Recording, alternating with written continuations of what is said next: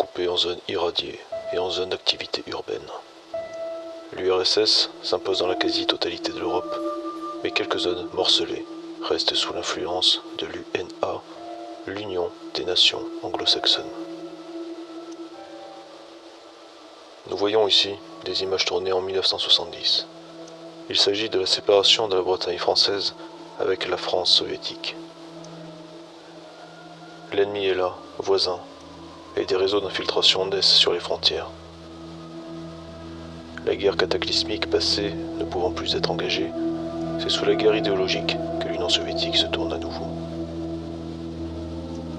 Durant 30 ans, le gouvernement soviétique étend sa propagande à travers le monde, puis essuie des échecs face aux séparatistes.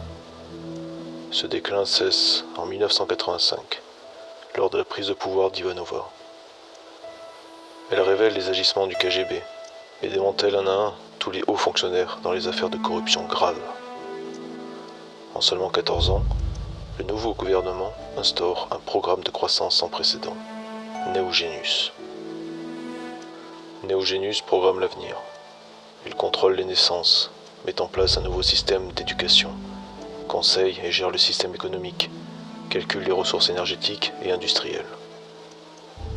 Parmi les projets les plus significatifs, Neogenius parvient à exploiter les ressources lunaires, découvertes et ramenées sur Terre par Leonov en 1962. Grâce à l'hélium 3, Ivanova va ordonner l'accélération du programme énergétique et mettre en chantier les mines lunaires et les centrales à fusion.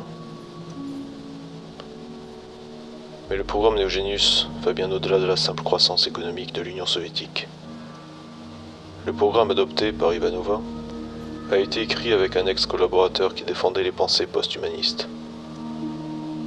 C'est sous ces idées les plus extrêmes que le programme Neogenius fut bâti.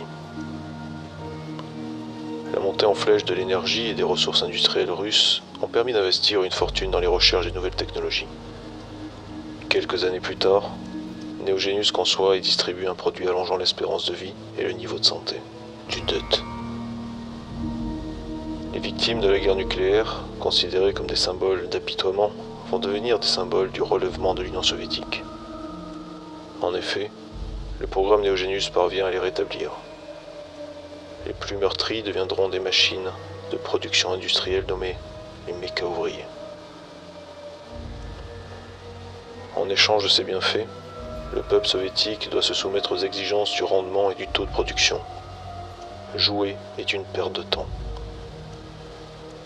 Si vous souhaitez pratiquer un loisir, vous devez soumettre votre envie à l'administration compétente et organiser ce loisir au sein même du lieu de travail.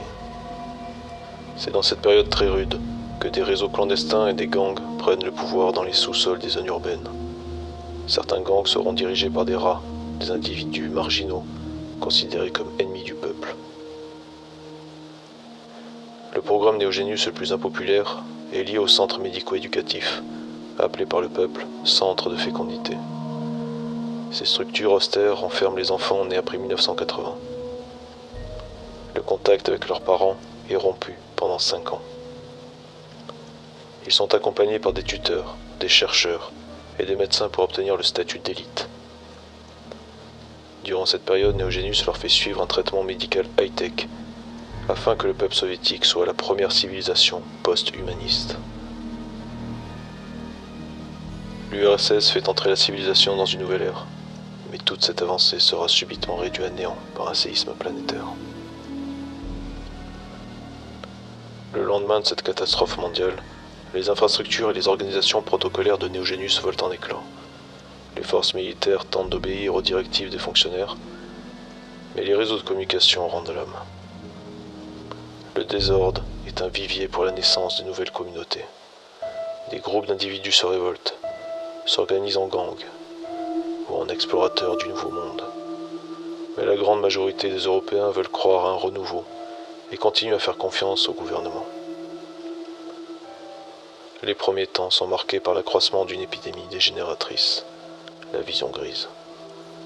Des rumeurs racontent que les laboratoires et les forces militaires, sous la directive des centres de Neogenius, éliminent sans discernement les sujets malades. Dans les métros, se réfugient les survivants qui ne peuvent échapper au contrôle des militaires. D'étranges rumeurs racontent que des tunnels ont été inondés à cause de l'épidémie de la vision grise. Vous incarnez un survivant de l'Europe soviétique. La civilisation que vous avez connue n'est pas très loin. Il vous faut survivre, savoir choisir vos alliés, repérer vos ennemis et parvenir à affronter le nouveau monde. Le gouvernement est encore en place, mais n'a plus les moyens de se coordonner. Le programme Neogenius, encore en fonction, distribue des rations, du DUT, et paye les services rendus en tickets de rationnement. Ces centres permettent au gouvernement de réorganiser la population, de la contrôler et d'appliquer des tests pour déceler l'épidémie de la vision grise. Les tickets de rationnement restent la seule monnaie d'échange avec le troc. Si vous souhaitez affronter le monde extérieur, n'oubliez pas vos lunettes de protection, ainsi que vos filtres à air. Mais ces zones sont interdites et dangereuses.